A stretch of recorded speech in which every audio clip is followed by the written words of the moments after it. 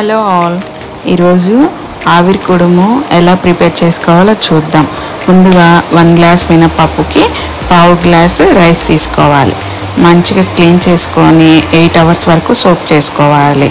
తర్వాత ఒక మిక్సర్ జార్లోకి మినపప్పు బియ్యం యాడ్ చేసుకొని 1 టేబుల్ స్పూన్ సాల్ట్, అలాగే మనకు వాటర్ కన్సిస్టెన్సీ ఎన్నైతే సరిపోతాయి అనుకుంటే కొన్ని యాడ్ చేసుకొని బాగా మెత్తగా పేస్ట్ చేసుకోవాలి. తర్వాత మనకి ఆవిరి కుడుము పాత్రలు దొరుకుతాయి అమెజాన్లో, అవి తీసుకోవచ్చు. లేదు మా దగ్గర అవైలబుల్గా లేదు అనుకున్నప్పుడు ఒక గిన్నెలో వాటర్ తీసుకొని దానిపైన గుడ్డ కట్టేసి దాని మీద పిండి యాడ్ చేసుకొని మూత పెట్టేసి 10 మినిట్స్ ఉడికించుకుంటే అలా కూడా యూస్ చేసుకోవచ్చు.